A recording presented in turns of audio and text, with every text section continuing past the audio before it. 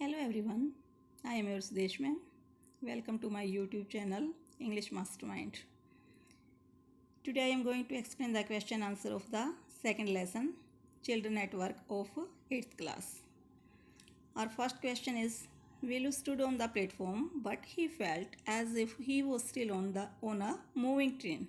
Why? वेलू था जो वो उस पे प्लेटफॉर्म पे खड़ा हुआ था बट अभी भी उसको ऐसा लग रहा था कि जैसे अभी भी वो चलती हुई ट्रेन में हो. वाई उसको ऐसा फील क्यों हुआ? और answer is Velu had run away from home being a small boy he was naturally tired hungry and afraid of the ticket examiner. Velu था वो घर से भागा हुआ था और क्योंकि एक छोटा ही बच्चा था तो स्वाभाविक रूप से वो थका हुआ था, हंग्री था और जो टिकट एग्जामिनर था उसके डर से वो आतंकित था. He lay down near the compartment door. वो कंपार्टमेंट डोर के पास ही लेट गया. He couldn't get over the feeling that his train journey was over. लेकिन वो इस फीलिंग से बाहर नहीं आ सका कि जो उसकी ट्रेन की जो जर्नी थी, यात्रा थी, वो ओवर हो चुकी, ख़त्म हो चुकी. अभी भी उसको वही फीलिंग आ रही थी कि वो ट्रेन में ही है.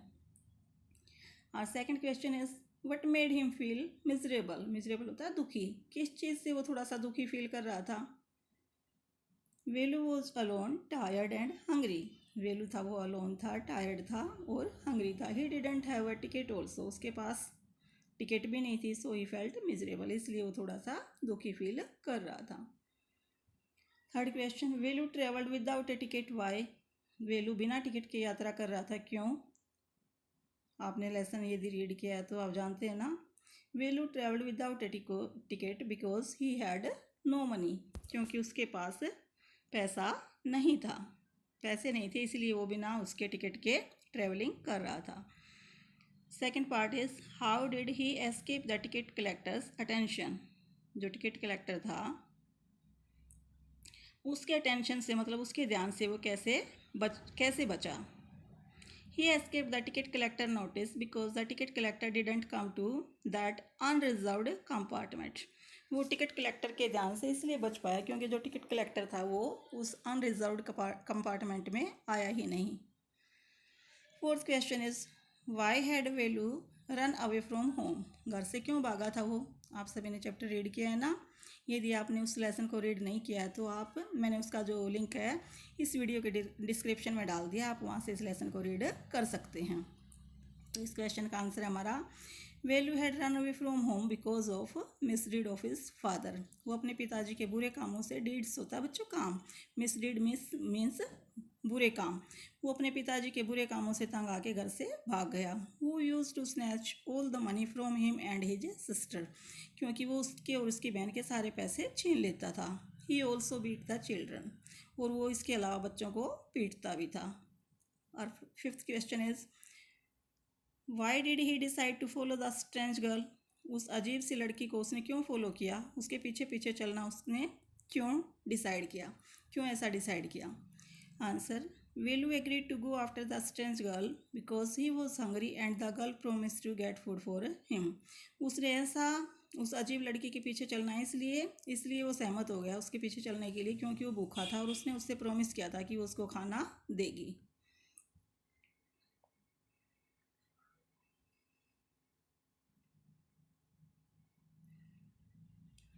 जो हमारा आप कॉम्प्रिहेंशन चेक सेकंड है पेज नंबर 13 पे. अब उसके क्वेश्चन हम डिस्कस करेंगे. Can Velu read Tamil and English? How do you know?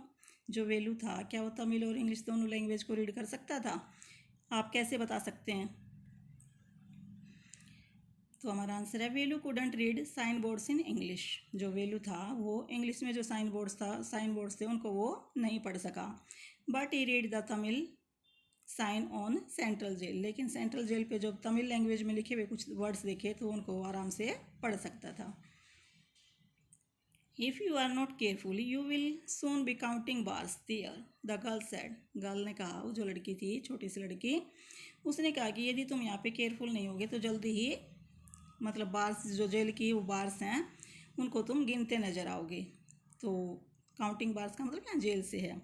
तो जो इसका फर्स्ट क्वेश्चन है what is she referring to, तो वो यहाँ पे क्या रेफर कर रही है. और सेकंड क्वेश्चन है what does she mean when she says if you are not careful, और जब वो ये वर्ड यूज़ करती है कि तुम केयरफुल नहीं रहे तो वहाँ पे उसका क्या मीनिंग है इस वर्ड का।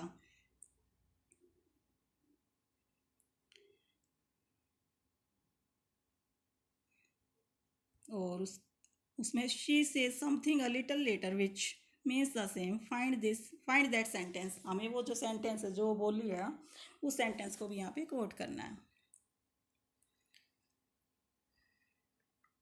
तो जो फर्स्ट पार्ट है उसका मीनिंग है कि वो किस चीज़ को रेफर करी यहाँ पे, she is referring to central jail. उसका मीनिंग यहाँ पे किससे है, सेंट्रल जेल से।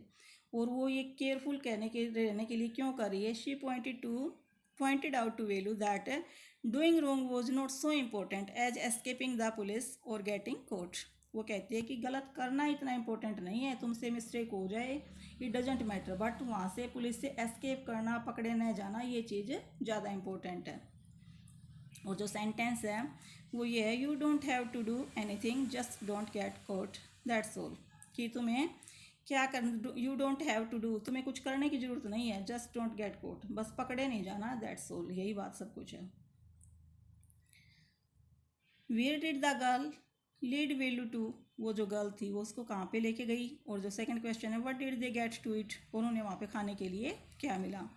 तो जो फर्स्ट पार्ट है उसका आंसर है, the girl led Velu to marriage hall. जो गर्ल्स थी वो वेलू को एक मैरिज हॉल में लेके गई और उन्हें वहाँ पे क्या खाने को मिला। जो सेकंड पार्ट है उसका आंसर है, they got some food from the garbage bin. जो गार्बेज बिन था, जो डस्टबिन था, वहाँ से उनको कुछ फूड मिला। It was left over food, left over होता है छोड़ा हुआ, ये किसी के द्वारा छोड़ा हुआ खाना था।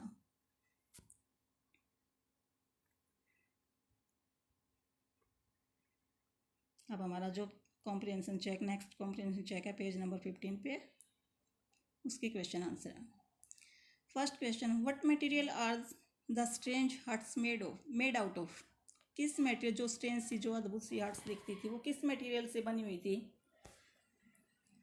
Answer is, the strange huts are made of tin, sheets, bricks, wood and plastic.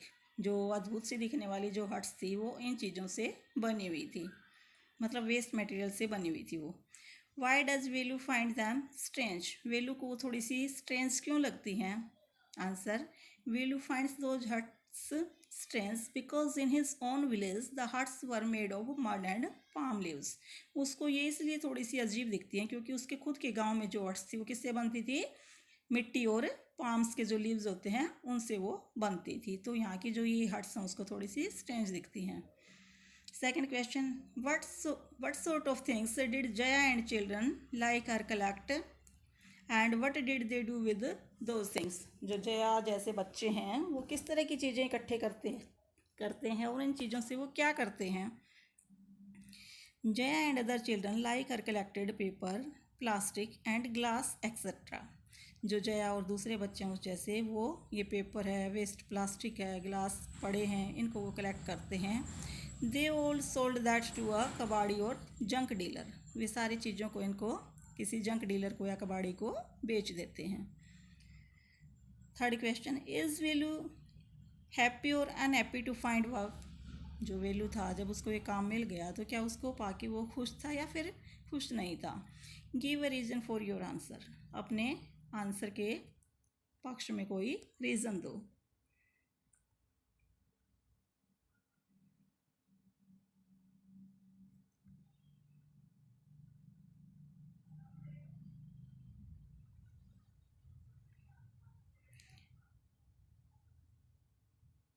Velu is not at all happy, जो वेलू था वो खुश नहीं था। He had never done such a dirty job in his village, उसने अपने गांव में कभी भी ऐसा गंदा काम नहीं किया था, मतलब ऐसी गंदी जॉब, छोटी जॉब उसने कभी भी नहीं की थी।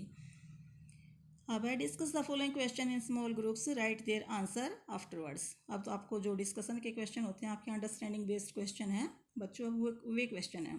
Question first, is Velu a smart boy, which instances in the text show that he is और इजंट। क्या वेलू स्मार्ट बॉय है, इंस्टांसेस में एग्जाम्पल्स, टेक्स्ट में ऐसे कौन से एग्जाम्पल्स हैं जो ये दिखाते हैं कि वो है या नहीं है।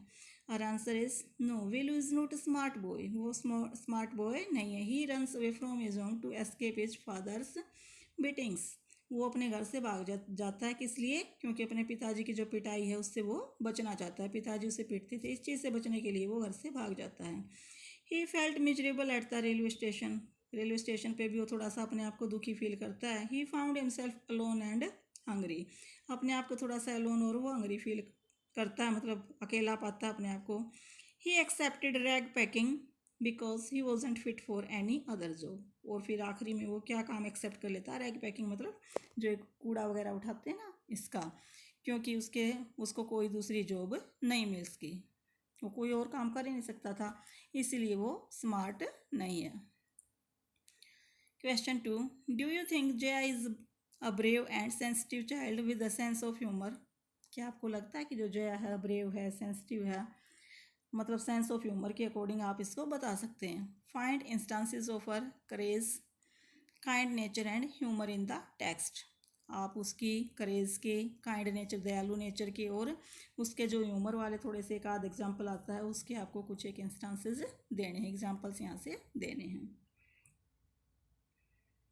Answer is yes, Jaya is a brave and sensitive girl. Yes, Jaya बहादुर भी है और सेंसिटिव है, क्योंकि वो भी अकेली है, वो भी जो रैग पाइपिंग है उसका काम करती है, लेकिन वो डरती नहीं है, घबराती नहीं है, करेज है उसके अंदर। She takes pity on Velu and gets food for him, उसको वेलू पे दया आती है और उसको भोजन भी देती है। She herself earns her livelihood bravely by collecting discarded material and selling them, वो खुद अपनी जो जीविका कैसे चलाती है? जो डिस्कार्ड मतलब फेंका गया जो मटेरियल है, वेस्ट मटेरियल है, आप यहाँ पे वेस्ट भी लिख सकते हैं, वेस्ट मटेरियल को कलेक्ट करके वो अपना जो जीवन है बड़ी बहादुरी से चलाती है। एंड सेलिंग दैम, और उसको फिर वो बेच देती है। She has a sense of humour also, वो उसके अंदर थोड़ी सी जो फनी वो है, ह्यूमर की सेंस है वो भी है। She chose the dirty trickle of water Buckingham canal, जो डर्टी थोड़ा सा गड्ढा है, गंदे पानी का गड्ढा, उसको क्या बोलती है? बंकिंगम कैनाल। जो डर्टी जो गंदा सा पानी का गड्ढा है उसको वो बंकिंगम कैनाल का नाम देती है, इसलिए उसके अंदर जो सेंस ऑफ ह्यूमर है वो भी है। Question 3, what one throws away as waste may be valuable to others? Do you find this sentence meaningful in the context of this story?